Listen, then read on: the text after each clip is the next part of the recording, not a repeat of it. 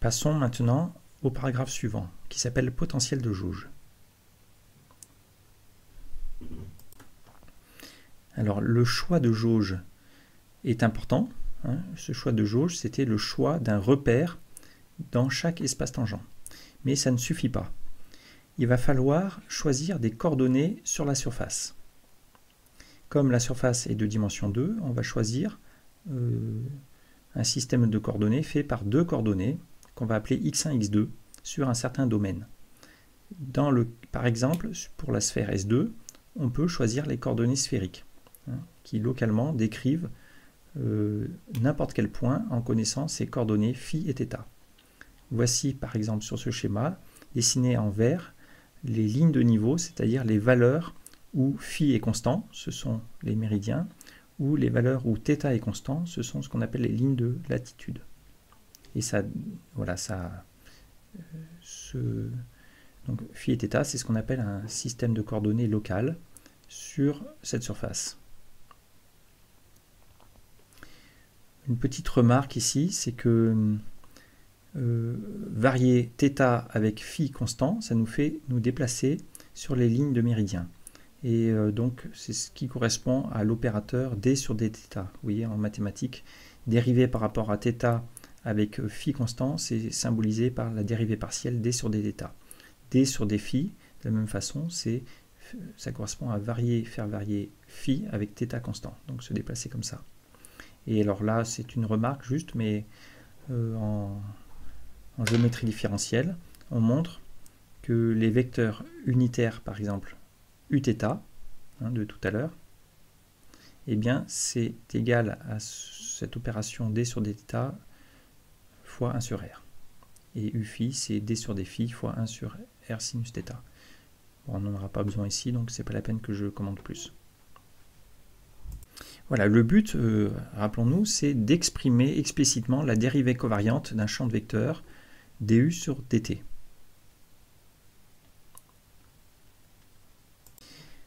Pour le moment, rappelons-nous de ce que signifie géométriquement la dérivée covariante. On l'a vu déjà et beaucoup illustré dans les cours précédents.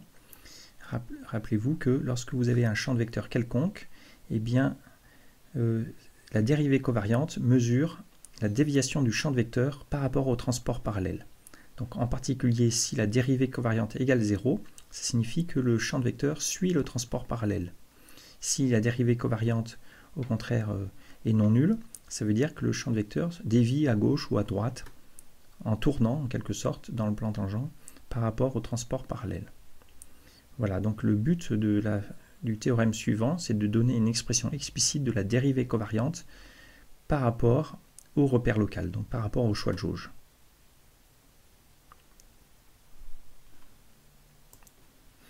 Donc, comme précédemment, on se donne une surface S. Sur cette surface, on se donne un petit domaine qu'on appelle U.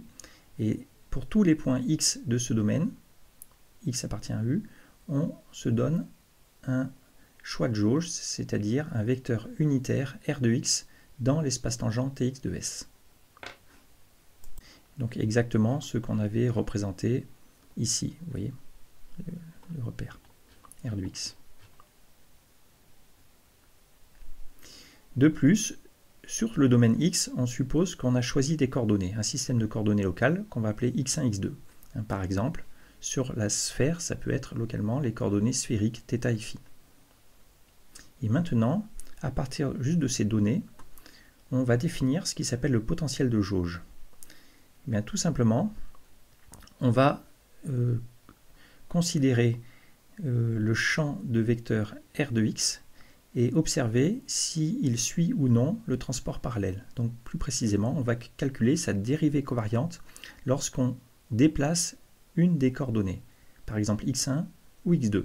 Donc k égale 1 ou 2, ça signifie dr sur dx1, ça veut dire qu'on calcule la dérivée covariante de R lorsque x1 augmente. Et dr sur dx2, on calcule la dérivée covariante de R lorsque x2 augmente. Eh bien, en général, rappelez-vous, la dérivée covariante, ça donne un vecteur tangent. Et comme tout vecteur tangent peut s'écrire comme le vecteur de base lui-même R fois un nombre complexe, eh bien ce nombre complexe, par définition, c'est ce qu'on va appeler I bon, le nombre complexe i, fois a1 de x, ou a2 de x, selon qu'on considère la dérivée dans les directions x1 ou x2. Voilà, et donc on obtient comme ça en chaque point deux nombres, a priori complexes, a1 de x et a2 de x, qui forment, donc ce couple de nombres forme deux composantes qu'on appelle a de x, et qui s'appelle le potentiel de jauge. Alors, la proposition ici affirme que ces deux composantes, en fait, sont deux nombres réels, on va le démontrer. Et ce qui est important de voir, c'est que par définition, elle mesure la dérivée covariante de notre choix de jauge, r de x, par rapport aux variations des coordonnées x1 et x2. Alors, il est habituel en géométrie différentielle d'introduire ce qu'on appelle une forme différentielle à partir de ces deux composantes a1 de x et a2 de x, donc d'écrire a1 de x fois dx1 plus a2 de x fois dx2, et d'appeler ça la forme différentielle A, qu'on appelle le potentiel de jauge ou la informe de connexion. Là, vous pouvez cliquer et vous tombez sur la page Wikipédia qui explique cela en géométrie différentielle, mais ce n'est pas nécessaire pour la suite du cours. Bon voilà, ce qu'on a fait jusqu'à présent, c'est juste faire un choix de jauge et donner les propriétés de ce choix de jauge par rapport à la connexion, donc décrire sa dérivée covariante. Maintenant, on peut l'utiliser pour considérer un chemin quelconque, gamma, et un champ de vecteurs quelconque, u. Donc on se donne, sur le domaine U, un chemin paramétré. Donc c'est un point gamma de t qui dépend du temps. Donc c'est un chemin paramétré, et c'est un point qui bouge, et donc comme on a un système de coordonnées, on va appeler x1 de t, x2 de t, les coordonnées du point gamma de t qui se déplace. Ce sera ce qu'on va noter par les deux composantes, on va appeler ça x flèche de t. De la même façon que les deux composantes du potentiel vecteur, on l'appelle a flèche. Voilà, j'insiste sur le fait que ces notations sont utilisées en physique, mais lorsqu'on met une flèche comme ça sur un objet en physique, ça ne signifie pas que c'est un vecteur au sens géométrique, ça signifie juste que c'est un ensemble de nombres réels. Un multiplé, ici, une paire de nombres réels.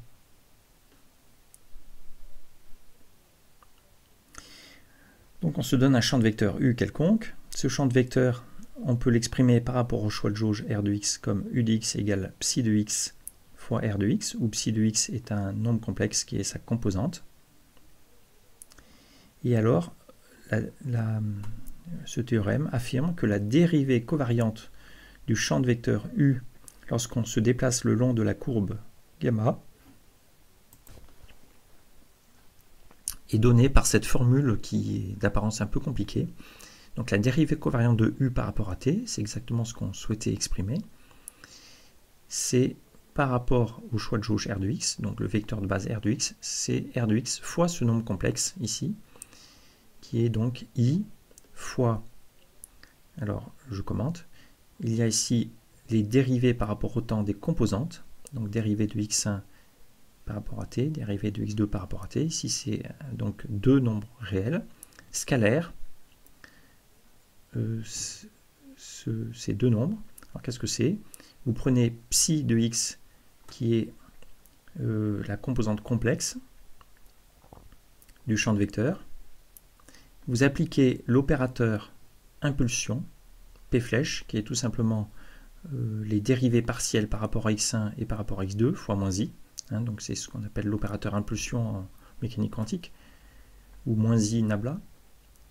Et donc là, ça vous donne deux composantes ici. Il faut faire produit scalaire avec les deux composantes de la vitesse, si vous voulez, du point.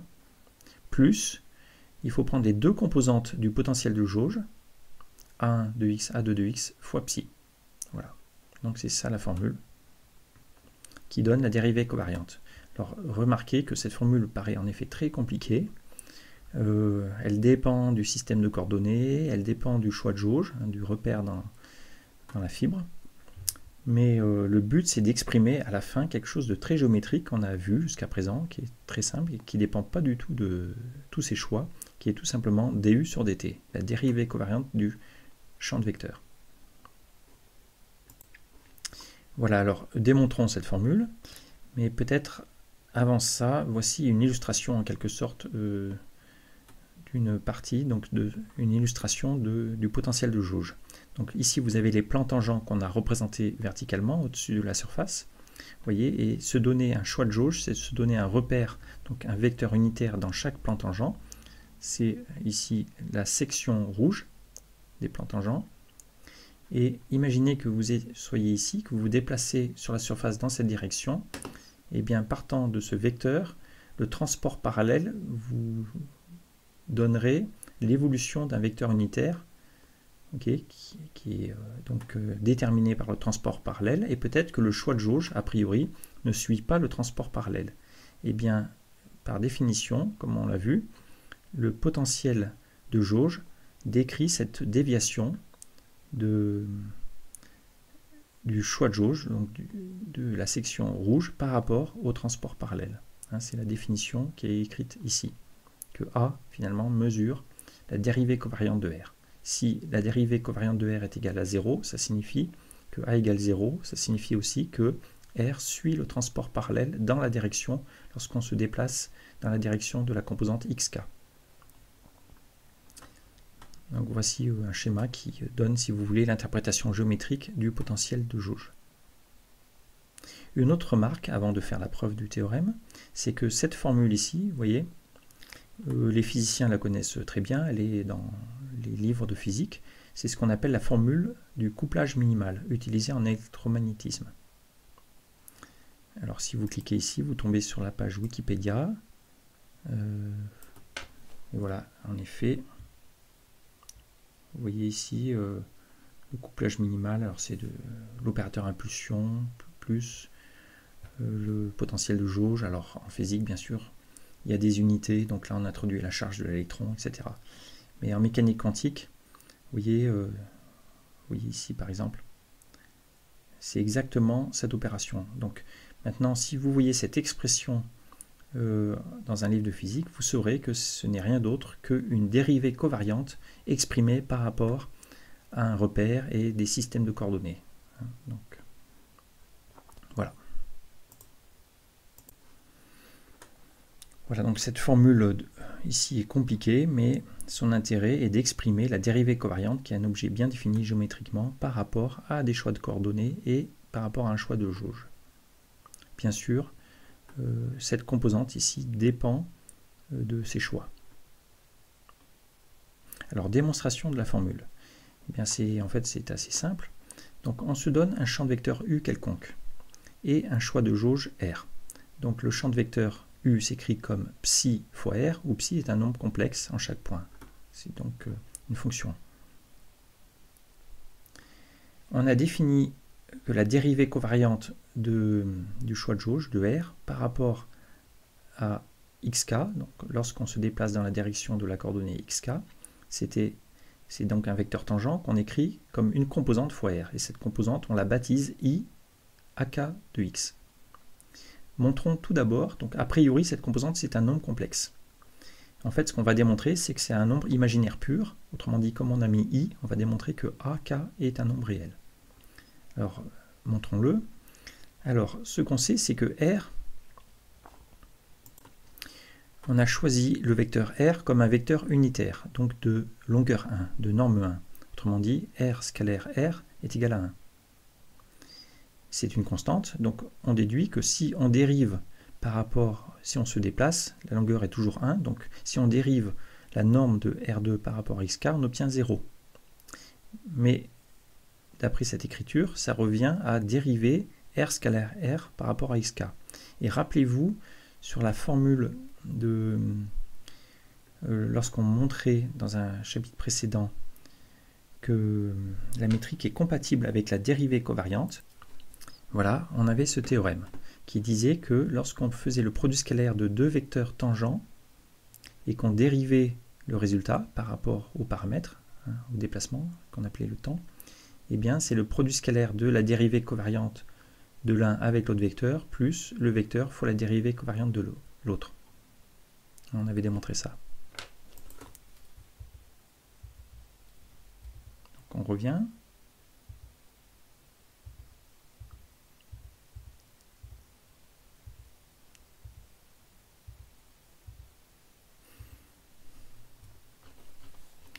On revient à la preuve. Donc là, ça nous donne donc la dérivée de R scalaire R par rapport à xk, c'est donc R, dérivée covariante de R, j'aurais dû mettre un détail.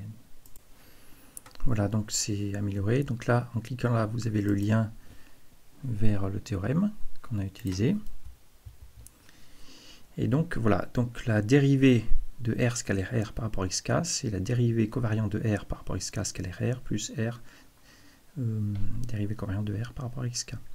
Or, attention, là on utilise la structure complexe, autrement dit un produit scalaire hermitien. On voit le plan tangent comme un plan complexe. Autrement dit, c'est un produit scalaire hermitien, et voilà, ce nombre c'est le conjugué de celui-là, donc on peut écrire ça comme deux parties réelles de ce nombre complexe. Maintenant, par définition, rappelez-vous que la dérivée covariante de R par rapport à xk, c'est I fois le potentiel de jauge. C'est I AK fois R. Ensuite, on utilise le fait que ce produit scalaire hermitien est linéaire par rapport à la droite, donc on peut sortir le nombre I. AK, c'est aussi un nombre en chaque point, hein, a priori complexe, on peut le sortir. Et R scalaire R, c'est égal à 1. Donc il nous reste que partie réelle de IA égale 0. Hein, autrement dit, IA est un nombre imaginaire pur.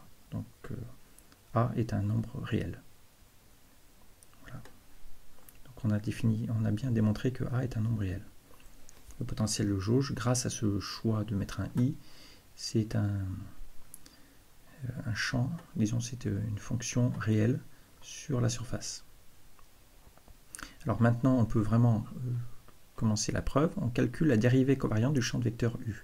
Donc du sur dt, U c'est psi, sa composante, fois R, le vecteur de base. Donc c'est cette dérivée covariante, et on va utiliser la formule de Leibniz. Voilà, la formule de Leibniz, c'est celle-ci, hein, qui disait que la dérivée covariante d'une fonction f fois un champ de vecteur v, c'est la dérivée tout simplement de la fonction f fois le vecteur v plus f fois la dérivée covariante de v. On revient. Voilà, donc on peut appliquer la formule de Leibniz. Donc la dérivée covariante de psi, la fonction psi fois le champ de vecteur r divisé par dt, c'est la dérivée de psi par rapport à t fois r, plus dérivée covariante de r sur dt fois psi. Donc on continue. Donc la dérivée de psi par rapport à t, on remarque que psi c'est une fonction composée, psi dépend de x, et lui-même x dépend de t. Donc c'est la dérivée partielle de psi par rapport à la composante xk fois la dérivée de xk par rapport à t. Et on somme sur k, donc toutes les coordonnées, ici simplement k égale 1 et 2. Et r, on le répète. Et pareil pour la dérivée covariante, r dépend de x et x dépend de t. Donc la dérivée covariante de r par rapport à t, c'est dérivée covariante de r par rapport à xk fois dxk sur dt. Et on laisse psi.